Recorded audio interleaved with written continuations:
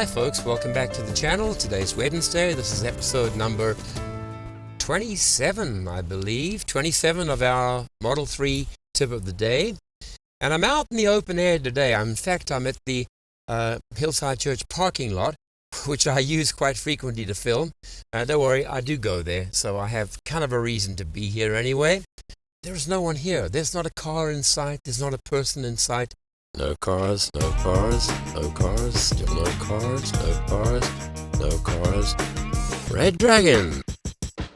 Which is pretty cool because when you film, you don't want to have an unwanted audience around you. So what are we going to do today? Well, I want to look at the windshield wipers. I want to look at how would we check them, clean them, service them, but more than that, how do we actually replace them when they're in need of replacement?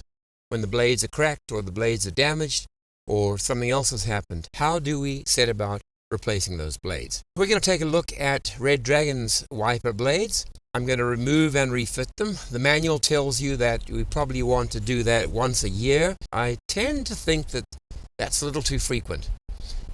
Maybe it's good for Tesla's bottom line if you keep buying them each year, but mine are about 20 months old at the moment, and there's not a mark on that blade. I don't think you have to stick to that 1-year service replacement schedule, but I do think that you have to look at them and check them very carefully, because obviously if they're not working properly, it makes visibility more difficult, it makes it more dangerous to drive with wipers that are not actually cleaning your windshield. So before we begin messing around with the wiper blades, trying to remove them, trying to check them, it's always useful to go into the settings and put them into service mode. If I come down over here to the car settings, service, right at the top. And there, the wipers moved up, and they will stay there until we've finished with what we're doing. When you come back, of course, you go and turn that off, and they'll return to their normal position.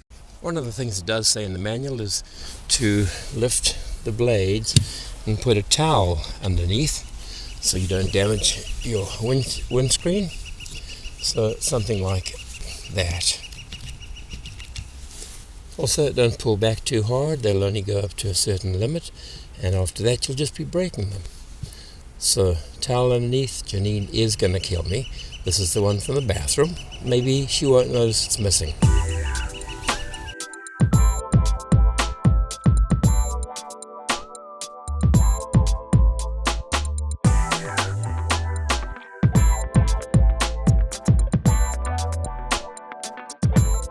So here are the wipers in a nice convenient position after our service mode adjustment.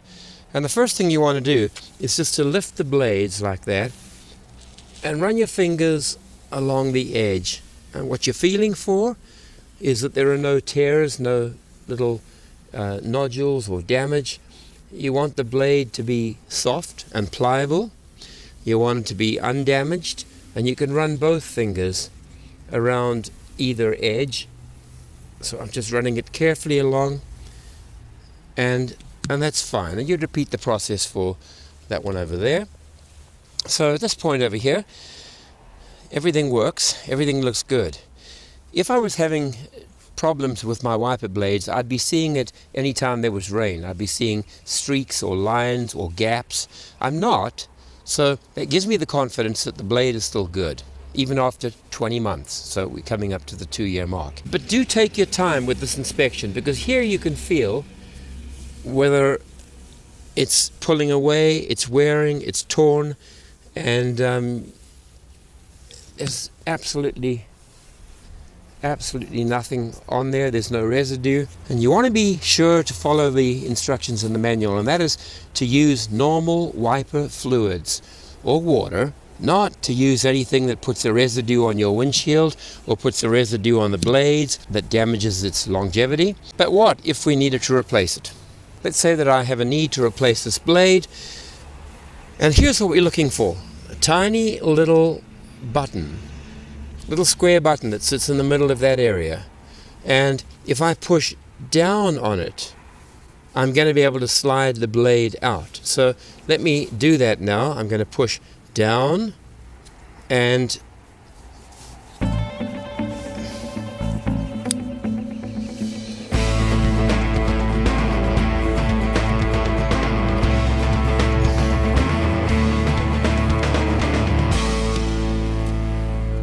Okay, that wasn't exactly successful.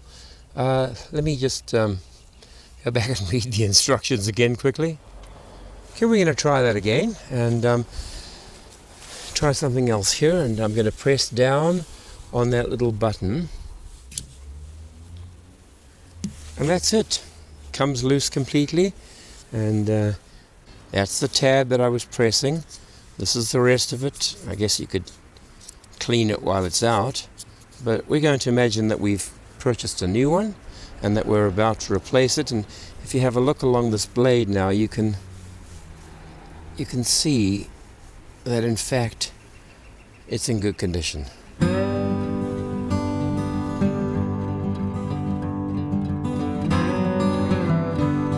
Alright, so we're going to put it back again, and I lift the arm, I bring that into position, and that's it. It's really as simple as that. Nothing complicated at all. And you do that on the other side if that blade required replacement. So if you take a look at the very tiny little nozzle that is present in this assembly here. By the way, there's the little tab that you press down. But the nozzle is important because if that gets blocked, you're not going to get any water onto the windshield. If it should be blocked on one of the two wipers, this one or the other one, take a very, very fine piece of wire and just poke it into the hole. Actually, the manual tells you to do that, so I'm not making this bit up. Fine piece of wire, poke it into the hole, clean out whatever's there, and it should be back to normal again. You can see the hose that runs underneath and is fastened to the wiper arm. There's one on each of them, and there's the nozzle on the other wiper. At this point here, we're ready to go into the settings and return the arms back to their normal position. We're going to go back into the controls. I'm going to tap on service, and I'm going to turn off the wiper service mode, and you'll watch the windshield wipers move as I do so. And they're back down again, hidden below the edge of the front cover, safely out of the way. What I found was very interesting is when I uploaded all of the things that we could do with the steering wheel scroll buttons, there were a few I'd missed. So what I tend to do is whoever writes in first to let me know, I pin that comment at the top. And the one that I missed was if you simply push the left scroll button, a quick push and release, the music you're playing will pause. It will stop the music, and when you press it in or just roll it up one little click, the music resumes. So I forgot about that. I know it, but you can't always remember things when you're doing them live. I do appreciate people writing in to tell me. The one remaining item of business was to select a winner for the competition I ran that offered a set of Tesla Model 3 headrests, either black or white, and they're going to be fulfilled thanks to Derek. He'll be sending them to the winner. So without any further ado, we rummaged through all of the comments.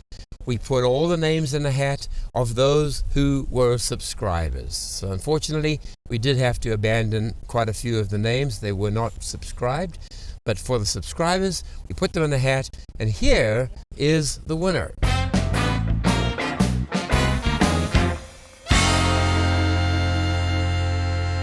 If you can direct message me so that we can get your address, and then we can get that pair of headrests off to you. You can specify the color, and it's going to be great. I love my headrests, so I'm sure you'll enjoy them. Once again, thank you very much for watching. Thanks for support. Please feel free to make use of my referral code if you're going to be in the business of getting a new Tesla.